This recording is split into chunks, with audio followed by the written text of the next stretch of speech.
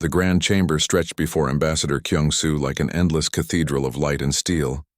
Hundreds of alien species filled the seats, their strange bodies creating a sea of colors and shapes he had never imagined. Some looked like giant insects. Others resembled floating clouds of gas. A few appeared almost humanoid, but their skin shimmered with colors that hurt his eyes. Kyung-soo stood alone at the center platform. His simple black suit felt pathetically plain compared to the elaborate decorations worn by the other ambassadors. Above him, holographic displays showed Earth spinning slowly. The blue and green planet looked beautiful but small. So very small. He cleared his throat and began his prepared speech. His voice echoed through the chamber as translators converted his words into thousands of alien languages. Honorable members of the Galactic Council, I come before you today representing the people of Earth. We are a young species, newly aware of the vast community that exists among the stars. We seek recognition as a sentient civilization and wish to join the galactic family. Laughter erupted from multiple sections of the chamber. Not polite chuckles, but harsh, mocking laughter that made Kyung-soo's face burn with shame. He tried to continue, but the noise grew louder. A massive creature rose from its seat. Counselor Threx stood 3 meters tall with gray skin like stone and 4 arms that ended in sharp claws. His species, the Vrex, had ruled large parts of the galaxy for 10,000 years. When he spoke, his voice boomed through the chamber and the laughter stopped. Recognition? You seek recognition? Threx's laugh was like grinding rocks. Your species still uses nuclear fission for power. You have not even colonized your own moon properly. Your fastest ships cannot exceed light speed. By what measure do you consider yourselves worthy of joining this council? Kyung-soo felt his heart pounding but kept his voice steady. We may be young, but we are capable of learning and growing. We offer unique perspectives. Another counselor interrupted. This one resembled a floating jellyfish with dozens of tentacles. You monkeys barely discovered radio waves 200 of your years ago. We have civilizations older than your entire evolutionary history. What could you possibly offer us? More laughter filled the chamber. Kyung-soo tried again to speak, but Counselor Threx raised one massive hand for silence. Enough discussion. I call for a vote. All in favor of rejecting Earth's application? Thousands of lights appeared on the voting display. Green for yes. Red for no. Kyung-soo watched as the green lights multiplied like a spreading infection. Within seconds, the vote was unanimous. Not a single red light appeared. The council has spoken, Threx declared. Earth is denied recognition. Furthermore, we have received complaints that your primitive vessels are interfering with established trade routes in your sector. This cannot be tolerated. Kyung-soo's stomach dropped. Interfering? We were merely exploring our own solar system. Your solar system lies within a junction of 3 major trade corridors, Threx continued, ignoring the interruption. Your presence there is a nuisance. Therefore, the Council hereby declares that Earth must submit to galactic authority. You will dismantle your military, open your planet to oversight, and cease all space exploration immediately. The words hit Kyung-soo like physical blows. You cannot be serious. We are a sovereign species. You are primitives playing with dangerous toys, Threx said coldly. The Council gives Earth 30 standard days to comply with our demands. Failure to surrender will result in military action. Another counselor stood. This one appeared humanoid, but with silver skin and no visible mouth. Supreme Commander Dalho, military leader of the Kryn Empire. His voice emanated directly into everyone's mind through telepathy. If the Council permits, my fleet is currently in that sector. I can handle this minor inconvenience. These humans will not even require our full attention. 3 battle groups should be sufficient to pacify their entire planet. More laughter echoed through the chamber. Kyung-soo stood frozen, unable to believe what he was hearing. They were discussing the invasion of Earth like it was a trivial errand. Very well, Threx said. Supreme Commander Dalho, you have authorization to enforce compliance if Earth refuses to surrender. 30 days. Not one more. He turned his massive head toward Kyung-soo. Return to your world, little ambassador. Tell your leaders to be wise. Resistance is futile. You cannot fight the entire galaxy. The platform beneath Kyung-soo's feet began to descend. The chamber disappeared from view as he was lowered back to the docking bay. His hands trembled. His mind raced with fear and anger. They had not just rejected Earth. They had declared humanity insignificant. Insects to be crushed. The journey back to Earth took 3 days through the fastest commercial transport route. Kyung-soo barely slept.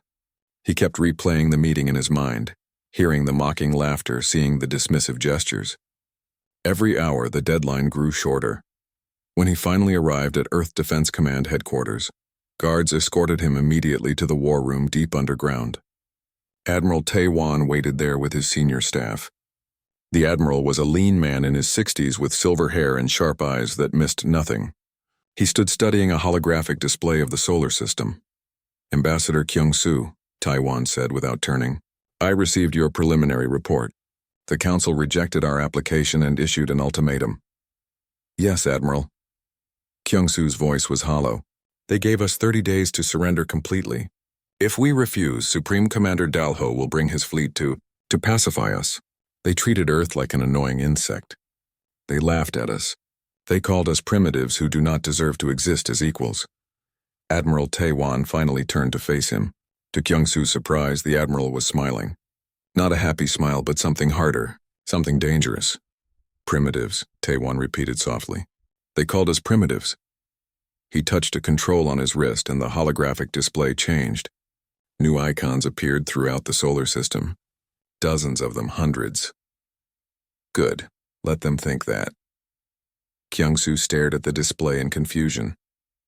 "Admiral, I do not understand. We must prepare evacuations.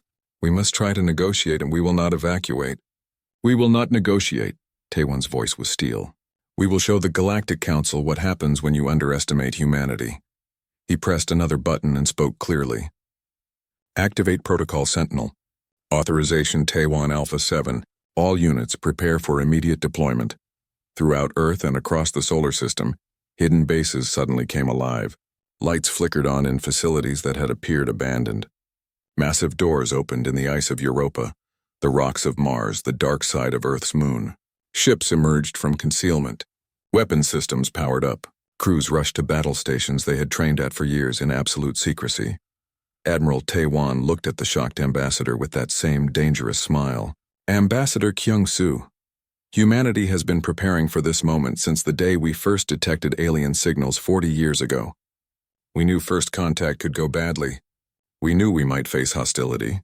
So we prepared. We built, we trained. We hid our true strength and let them think us weak."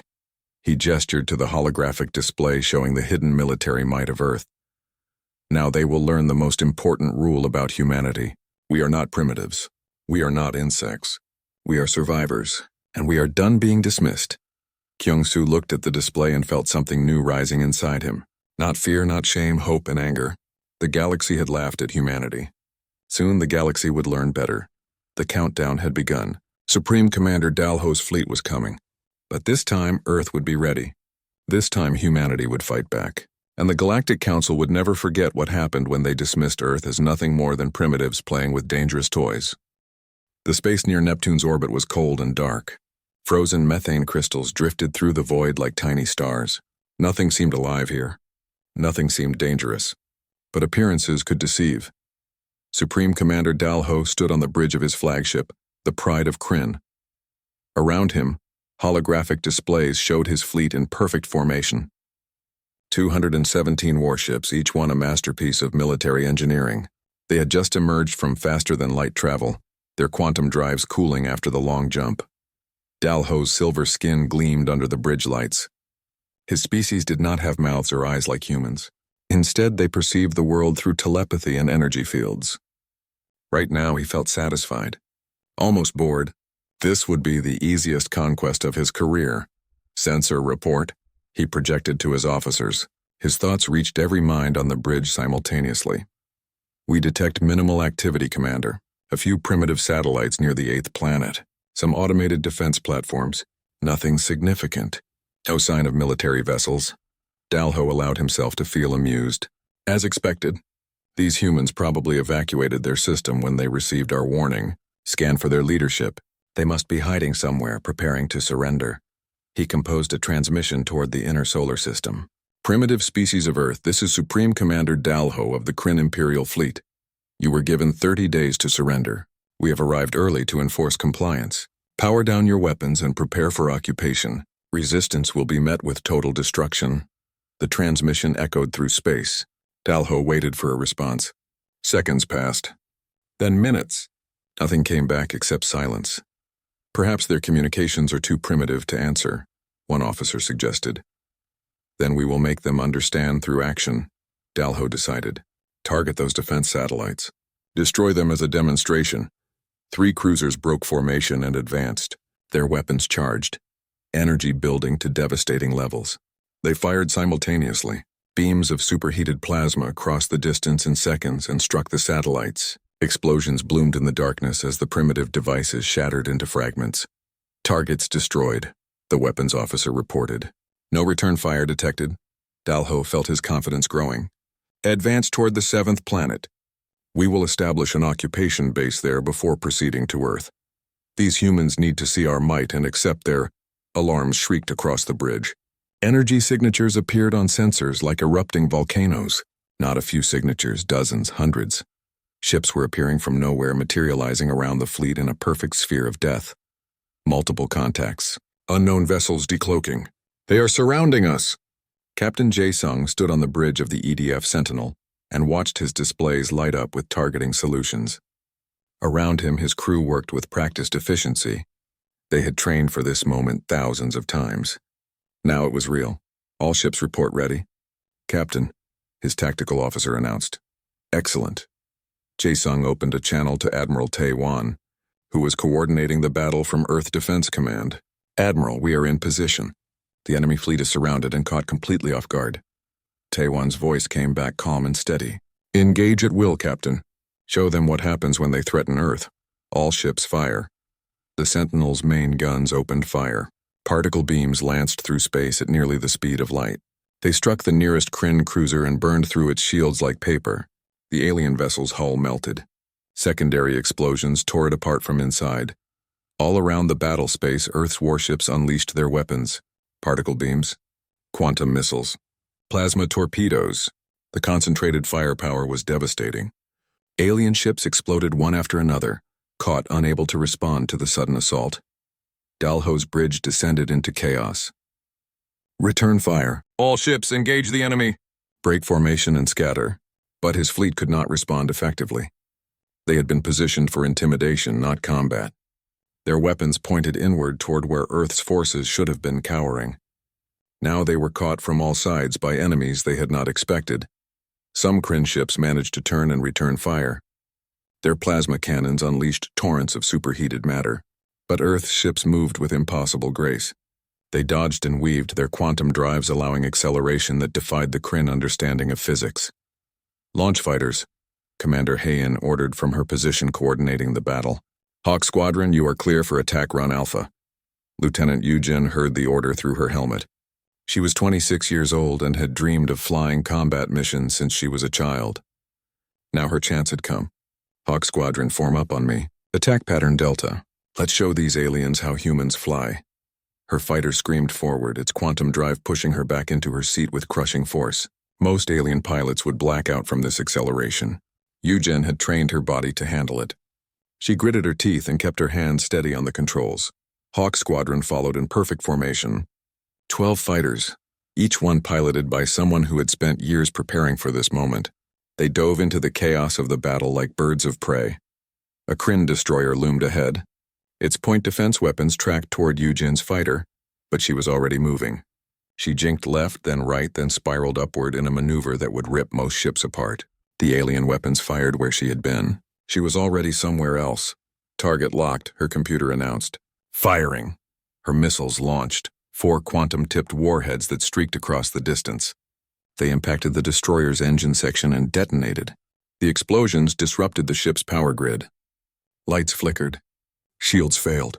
The massive vessel drifted helplessly.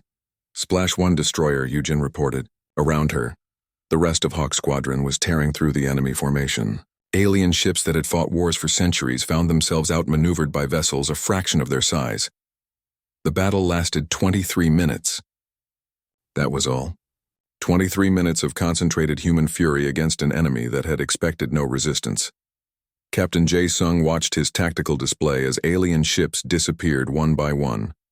Enemy formation collapsing. They are attempting to retreat. Let them go, Admiral Tae-wan ordered. We want survivors. We want them to carry word of what happened here back to the Galactic Council. Dalho stared at his displays in horror. Of his 217 ships, only 91 remained. The rest were destroyed or disabled. His proud fleet had been cut in half in less than half an hour. By primitives, by species that supposedly barely understood space travel. "Commander, we must retreat." His second officer projected urgently. "We cannot win this engagement." Dalho wanted to argue, wanted to fight, but he could not deny reality. Earth had weapons and ships that matched Council technology. Better than Council technology in some ways. They had been waiting for this battle, planning for it. They had set a perfect trap and he had walked right into it. "All ships emergency jump to Council space," he ordered. Shame burned through his telepathic presence. "Activate drives." "We withdraw." The surviving Kryn vessels turned and fled. Their quantum drives charged and they vanished into faster-than-light travel.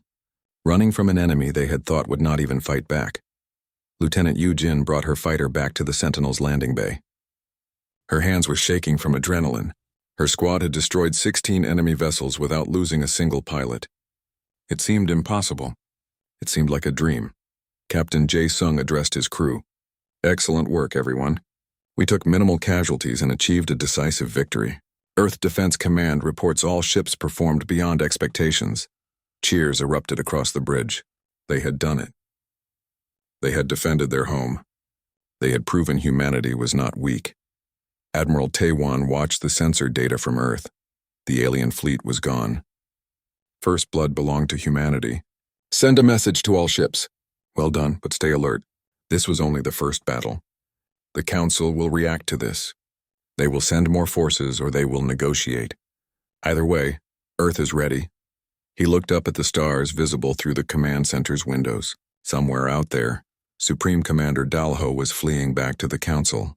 He would tell them what happened. He would report that Earth was not defenseless. That humanity had teeth and claws and was willing to use them. The Galactic Council had dismissed Earth as primitives. Now they would learn the truth. Humanity had been underestimated. That mistake had cost them dearly. And the lesson was only beginning.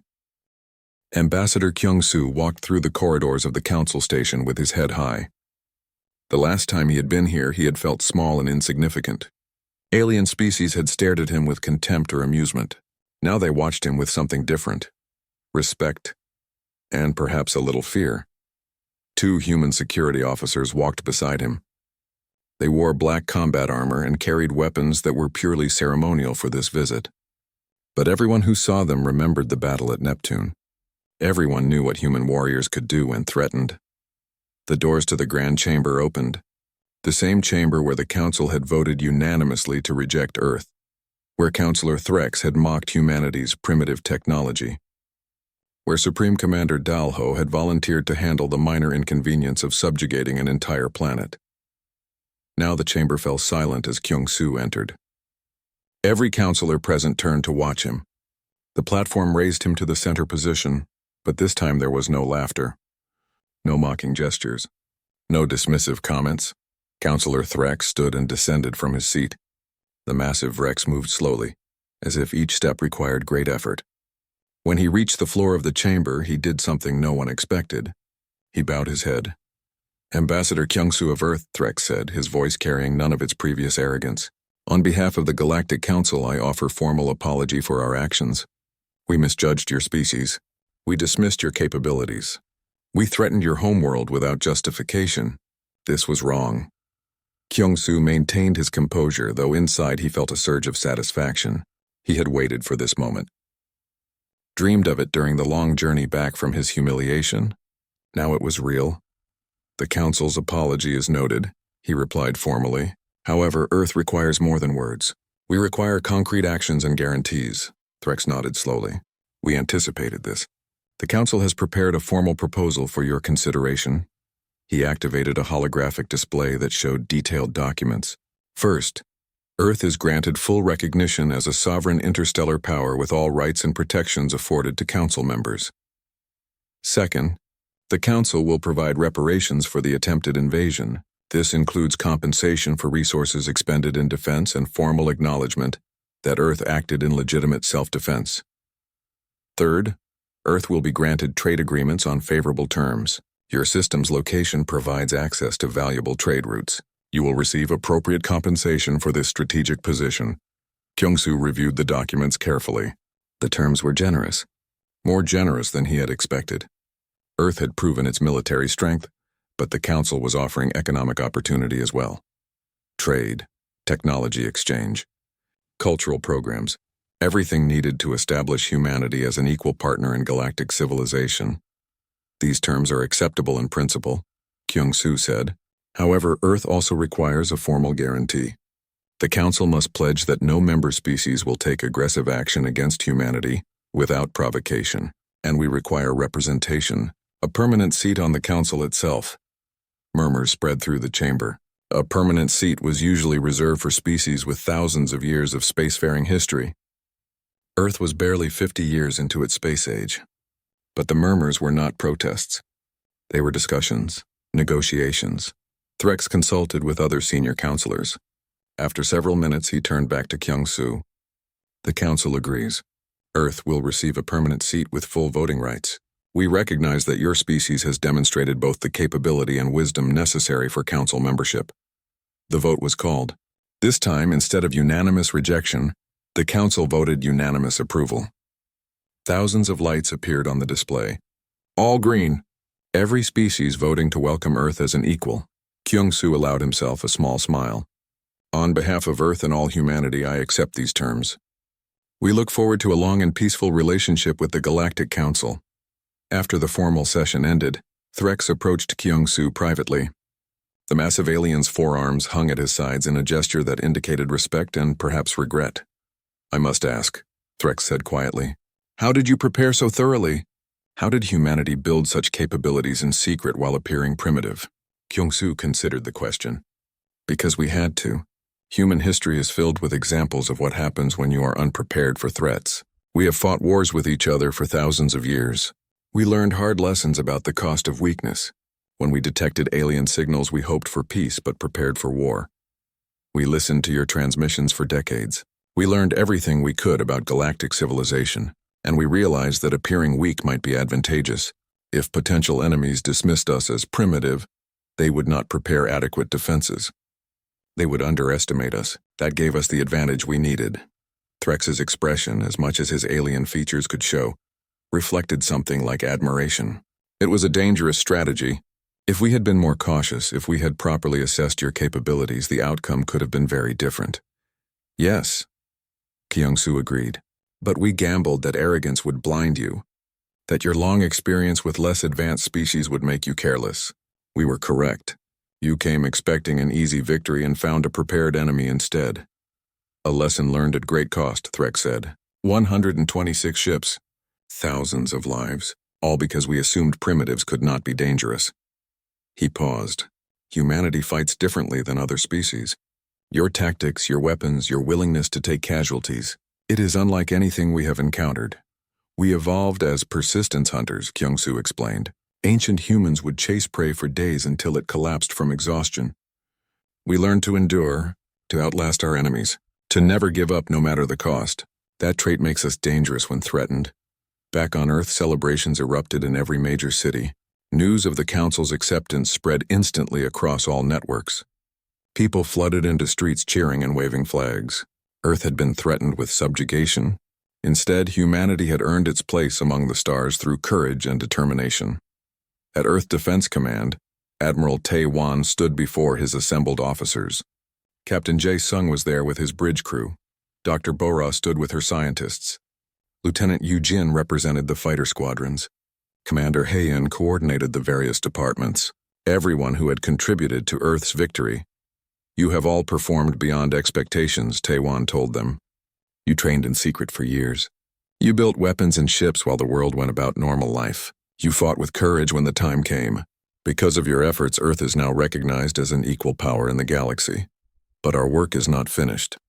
The galaxy is vast and contains many threats we have not yet encountered. We must remain vigilant. We must continue improving our capabilities. We must never again allow anyone to dismiss us as weak or primitive. Commander Hae-in presented her recommendations. I propose we expand our defensive network. Build more ships. Establish permanent bases in neighboring star systems. Form alliances with species who respect strength and honor their agreements. Approved, Taewan said. Begin planning immediately. Dr. Bora continued development of next-generation systems. We must maintain our technological edge. Bora nodded eagerly, already working on several promising projects, Admiral. Within a year, we will have capabilities that will surprise even our allies. Lieutenant Yujin stepped forward. Admiral, Hawk Squadron requests permission to train new pilots. Many young people want to serve after seeing what we accomplished. We should expand the fighter program. Granted. Train them well, Lieutenant. Make sure they understand that our victory came not just from technology, but from skill, discipline, and the willingness to defend our home at any cost. Captain Jae-sung spoke last. The crews are proud of what we achieved, Admiral. But they also understand the responsibility that comes with our new status. We are no longer hidden, no longer underestimated. Every action we take now will be watched and judged by the entire galaxy. Correct, Taewan agreed. We must prove that humans deserve respect not through aggression but through competence, honor, and reliability. We fought when we had to. Now we must show we can be trusted partners in peace. After the meeting ended, Taewan walked to the observation deck. Through the reinforced windows he could see Earth spinning below. Blue oceans, green continents, white clouds, home. The planet humanity had evolved on, the world they had defended against impossible odds. 40 years ago, they had detected alien signals and begun preparing for this moment. 40 years of secret work, secret sacrifices, secret fears that maybe they were wasting resources on a threat that would never come. But the threat had come, and Earth had been ready. The Galactic Council had dismissed humanity as primitives playing with dangerous toys. They had voted unanimously to subjugate Earth. They had sent a fleet expecting easy victory. Instead, they had learned a lesson that would echo through galactic history. Never underestimate humanity. Never assume peaceful means weak. Never threaten Earth and expect no response. Taewan thought about the future. Trade routes would open. Technology would be exchanged. Young humans would travel to alien worlds and learn their cultures. The Grand Chamber had never been this full. Every counselor from every member species had arrived for the emergency session. The air shimmered with tension and barely controlled panic. This was unprecedented. A routine subjugation mission had turned into a military disaster. Counselor Threck stood at the central podium, his massive frame rigid with anger and confusion. Around him, holographic displays showed the battle data from Neptune's orbit. Ship icons disappeared in rapid succession. Energy signatures spiked beyond expected parameters. The footage showed chaos and destruction. This data must be corrupted, a counselor from the Vrillian Collective insisted. The insectoid creature's mandibles clicked nervously. There is no way primitives could achieve these results. Supreme Commander Dalho must have encountered equipment failures. The data is accurate. Dalho's telepathic presence filled the chamber, heavy with shame. His silver form stood before them like a condemned prisoner. I witnessed the battle personally. Earth's military capabilities match or exceed our own. They possess advanced stealth technology, powerful weapons, and tactical expertise we did not anticipate. Silence fell across the chamber. Thousands of eyes and sensors focused on Dalho. The silence stretched until Threx finally spoke. You lost 126 warships. To humans. To species we assessed as barely capable of interplanetary travel. How is this possible? Dalho projected detailed recordings. The chamber watched as human ships appeared from nowhere. Watched as particle beams tore through Kryn shields. Watched as small fighters moved with impossible speed and precision. The evidence was undeniable. They were prepared, Dalho explained, his telepathic voice heavy with defeat. They knew we were coming. They studied our tactics. They built weapons specifically designed to counter our technology. They set a perfect ambush and executed it flawlessly. A counselor from the Nexari species spoke up. But their public technology is primitive. We have observed them for years. Simple rockets. Basic satellites. How could they hide such advanced capabilities? Threx accessed the intelligence database. New information appeared on the displays. Our analysts have been reviewing decades of Earth transmissions.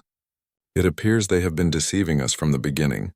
While we observed their public space programs, they were building secret military installations throughout their solar system.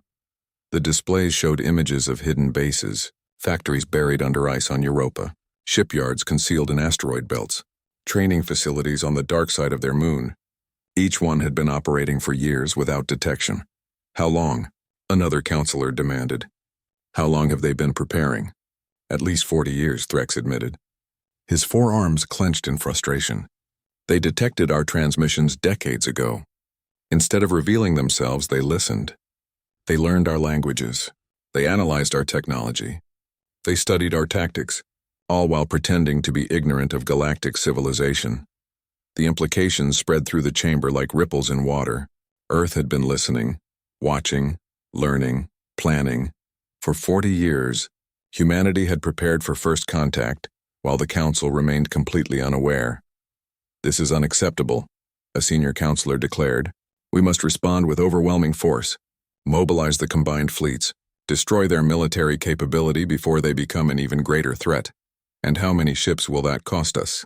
Threx countered. Dalho had over 200 vessels. The humans destroyed or disabled half his fleet in 20 minutes. If we send 1,000 ships, how many will return? 2,000 ships? 5,000? At what cost do we destroy this threat? The chamber erupted in debate. Some counselors demanded immediate military action. Others urged caution. A few suggested negotiation. The unity that had existed when voting to subjugate Earth had shattered. Fear and uncertainty had replaced arrogant confidence. Threx raised his hands for silence. There is another factor to consider. The humans have intercepted our communications for decades. They know our technology, our tactics, our weaknesses. They have developed countermeasures against every weapon system in our arsenal. He pulled up technical analyses. Their particle beams operate on frequencies that penetrate our standard shields. Their missiles carry quantum warheads that disrupt power systems. Their fighters move faster than our point defense can track. They did not simply build a military. They built a military specifically designed to fight us. Then what do you suggest? A counselor asked. We cannot simply ignore this threat. Before Threx could answer, alarms sounded throughout the station. Security forces rushed to defensive positions. On the displays, new contacts appeared. Ships, human ships. 3 vessels had just entered council space and were approaching the station. They dare to come here? Someone shouted. After attacking our fleet? They are hailing us, the communications officer reported. Ambassador Kyung-Soo requests permission to address the council. Threx felt something he had not experienced in centuries. Uncertainty. The humans had just demonstrated their military power. Now they were coming to the council chamber. Not fleeing, not hiding. Coming here with confidence and purpose. Grant them permission, Threx decided. Let us hear what these humans have to say. While the council waited, Admiral Tae-Wan stood in Earth Defense Command and reviewed the latest intelligence. Commander Hae-In worked beside him, coordinating fleet movements throughout human space. The council is in emergency session. Hae-In reported. Our intelligence indicates they are debating whether to escalate or negotiate. They will choose negotiation, Tae-Wan said confidently. We hurt them badly enough that they must reconsider their assumptions, but not so badly that they feel they have no choice but revenge. Captain Jae-Sung appeared on the communication screen. Admiral, our fleet is positioned near key council trade routes as you ordered. We are maintaining stealth but ready to reveal ourselves if negotiations fail. Good. The council needs to understand that we can strike their economy as easily as their military, but we prefer peace. We proved we can defend ourselves. Now we prove we can be reasonable. Dr. Bora entered the command center carrying a datapad. Admiral, I have completed the analysis you requested. Our next-generation weapons are ready for production. If the Council chooses war, we can deploy systems that will give us an even greater advantage. Tae-Wan took the datapad and reviewed the specifications. New stealth technologies, more powerful weapons, advanced defensive systems. Earth's scientists had not been idle during the preparations. They had continued innovating, continued improving, continued preparing for every possible scenario. How long until these systems are operational? He asked. 6 months for full deployment, but we have prototype units ready now if needed for demonstration. Hold them in reserve. We will use them only if negotiations collapse completely. For now, the threat of their existence should be sufficient. Lieutenant Yu-Jin reported in from the Sentinel. Admiral, Hawk Squadron is ready for immediate deployment. Morale is high after our victory. The crews are eager to defend Earth against any further threats. I know they are, Lieutenant, but remember, our goal is not endless war. Our goal is to secure Earth's place in the galaxy. To earn respect and safety for our people, we fight when necessary. We negotiate when possible. That is how civilizations survive. He switched back to the main display showing Ambassador Kyungsu's ship approaching the council station. Ambassador, you are about to enter the chamber where they humiliated us, where they voted to subjugate Earth. Now you return as representative of a power they must respect. Make our position clear. We want peace. We want recognition. We want equality, but we will accept nothing less. Kyungsu's voice came back steady and strong. Understood, Admiral. They dismissed us as primitives. They laughed at us. They threatened our home. Now they will listen, and they will learn that humanity does not beg for respect. We earn it. Taewon smiled grimly. Exactly. Go show them what humans are capable of when we stop pretending to be weak. Go show them that Earth is nobody's victim. We are survivors, we are warriors, and we are done being dismissed. The ambassador's ship docked with the council station. Security forces surrounded it but maintained distance. They had seen what human weapons could do. They were taking no chances. Kyungsu straightened his uniform and prepared to face the council again. This time would be different. This time Earth came from a position of strength. This time the galaxy would listen, or it would learn an even harder lesson about what happened when you underestimated humanity. The war room filled quickly. Senior officers filed in through secure doors, their faces a mixture of tension and excitement. They had trained for this moment for years, but training was different from reality. Now the threat was real. The enemy was coming. Admiral Taewon stood at the head of the table as holographic displays illuminated the room with blue light. Commander Hagen entered first. She was a sharp woman in her 40s with short black hair and eyes that constantly analyzed everything. She had spent 15 years developing Earth's defensive strategies. Captain Jae-sung came next, a broad-shouldered man who commanded the flagship EDF Sentinel. His uniform showed medals from dozens of training exercises, but he had never seen real combat. None of them had. Earth's military had been built in secret, tested only in simulations. Dr. Bo-Ra arrived last, carrying a datapad and looking distracted. She was younger than the others, barely 30, but her mind was brilliant. Every weapon system Earth possessed had been designed or improved by her team. Her fingers constantly moved, adjusting calculations even while walking. Take your seats, Admiral Taewon said calmly. We have 27 days until the deadline. Supreme Commander Dalho's fleet is already moving toward our sector. They will arrive early, expecting us to be unprepared. Instead, we will surprise them. He touched a control and the display changed. A timeline appeared, stretching back 40 years. Most of you know pieces of this story. Now you will know everything. In 1985, our deep space listening stations detected patterns in background radiation. Not natural patterns, artificial ones. Alien transmissions. The display showed waves of data washing across Earth's radio telescopes. We could not decode them at first, but we knew we were not alone. A secret committee was formed. Scientists, military leaders, engineers. Their mission was simple. Prepare Earth for contact. Prepare for the worst, Commander Hayen leaned forward. Over the next decades, we learned their languages. We intercepted thousands of transmissions. We studied their technology, their tactics, their weaknesses, all while pretending to be primitive and ignorant. Correct, Taewon said. We let them think we were still using simple chemical rockets while we developed better engines. We let them think we were confined to Earth while we built hidden bases throughout the solar system. Every public space mission was a cover for secret military operations. Dr. Bo-Ra stood and approached the display. Her nervousness disappeared when she talked about her work. The aliens gave us blueprints without knowing it. Every transmission we intercepted included technical data, power signatures, weapon frequencies, shield harmonics. We analyzed everything. She pulled up schematics of sleek weapons. Then we built better versions. Their plasma cannons use simple magnetic containment. Ours use quantum field stabilizers. Their shields operate on fixed frequencies. Ours adapt in microseconds. Their ships are built for comfort and long voyages. Ours are built for war. Captain Jae-sung smiled grimly. I have seen the comparisons, Doctor. Our weapons outperform theirs by significant margins. But do we have enough ships? Intelligence suggests Dalho commands over 200 vessels. Commander Hae-in touched her own controls and the display shifted again. New icons appeared throughout the solar system. Ships, dozens and dozens of ships. We have 73 capital warships. Each one is crewed and ready. They have been hidden in plain sight for years. The display zoomed to show a massive vessel emerging from beneath the ice of Europa. This is the EDF Sentinel, Captain Jae Sung's flagship. Built inside Europa's ocean over 10 years, the ice provided perfect cover from orbital scans. More ships appeared on screen. Some emerged from craters on Mars. Others uncloaked from positions behind asteroids. Several rose from the dark side of Earth's moon where no alien sensors ever looked. Each ship was sleek and dangerous, painted black to blend with space. 73 capital ships, Ambassador Kyung-soo whispered from his seat at the back of the room. How did you hide this from everyone? From our own governments? The governments knew, Taiwan said quietly. Every major nation was involved. We built components separately. Chinese factories made hull sections. American facilities built weapons. Russian engineers designed the quantum drives. European scientists developed the shields. Everyone contributed.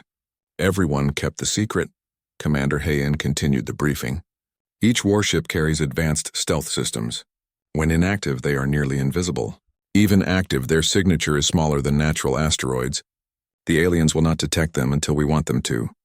But capital ships are not enough, Dr. Bo-Ra added. She seemed excited now. We also have fighters, small, fast vessels that can outmaneuver anything in the alien fleet. The display showed a sleek fighter craft, barely larger than an ancient jet airplane. It was built like a dart, all sharp angles and predatory grace. The aliens build large ships because their biology requires it. Most species cannot handle extreme acceleration without injury, but humans can take more punishment than almost any other known species. She pulled up medical diagrams showing human bone and muscle structure. Evolution made us durable. We survived by being tougher than our predators. Now that gives us a military advantage. Our fighters can accelerate at forces that would kill most aliens. We can turn faster, fly harder, push further. Captain Jae Sung nodded with approval. I have met some of the fighter pilots. Lieutenant Yujin commands Hawk Squadron. She is 26 years old and has logged more flight hours than most alien pilots accumulate in a lifetime. Her squadron is ready for combat. Admiral Tae-wan let them absorb the information for a moment. Then he pulled up intelligence reports. Now let us discuss our enemy. Supreme Commander Dalho leads the Kryn Imperial Fleet. They are experienced warriors who have conquered 12 species. They are dangerous, but they are also predictable. Commander Hayan highlighted sections of the report. The Kryn favor overwhelming force. They form tight battle formations and advance directly toward targets. It has worked for them for centuries because most species surrender when they see the size of the fleet. But tight formations create vulnerability, Captain Jae Sung observed. If we can penetrate their formation, we can cause chaos. Exactly, Tae-wan said. Dalho expects us to either surrender immediately or make a desperate last stand near Earth. Instead, we will engage him at Neptune's orbit, far from our homeworld. We will let him think he has the advantage. Then we will show him what humans can do when we stop pretending to be weak. Dr. Bo-Ra brought up weapon specifications. Our particle beams can pierce their shields with sustained fire. Our missiles carry quantum warheads that disrupt their power systems. Our point defense can intercept 95% of their weapons. 95%, Commander Hayan repeated. Some shots will get through. We will take casualties. Ships will be lost. People will die. The room fell silent. They all knew this was not a simulation. Real people would die. Friends, colleagues. Maybe some of them sitting in this room right now. Admiral Tae-wan's voice was firm. Every person serving in Earth's defense forces volunteered knowing the risks. They trained knowing this day might come. They are ready to protect our world, to protect our right to exist as free people. We will honor their courage by fighting smart and fighting hard. He looked at each officer in turn. The Galactic Council thinks we are primitives. They think this will be easy. They are wrong. We have advantages they do not expect. Stealth, speed, weapons designed specifically to counter theirs. Most importantly, we are fighting for our home. They are fighting because someone told them to. Captain Jae Sung stood. When do we deploy, Admiral? All ships will be in position within 48 hours. We will establish defensive lines at Neptune, Uranus, and Saturn. If Dalho breaks through all three lines, we will fight at Jupiter. If he breaks through there, we will fight at Mars. If necessary, we will fight in Earth orbit. But I do not think it will come to that. Commander Hayan smiled coldly. Because we will destroy his fleet at Neptune. Correct. Supreme Commander Dalho is about to learn an important lesson. Never underestimate humanity. Never assume we are weak just because we appear peaceful, and never ever threaten our home. The officers stood and saluted. They had their orders. The fleet would deploy, the trap would be set, and when the alien fleet arrived expecting an easy victory, they would find Earth's true strength waiting for them. Ambassador Kyung-soo watched them file out. His shame from the council chamber had transformed into something else: pride. These people had worked in secret for decades to protect Earth. They had built an entire military without anyone knowing. They had prepared for the worst while hoping for the best. Now their preparation would be tested, and the galaxy would learn that humanity was nobody's victim.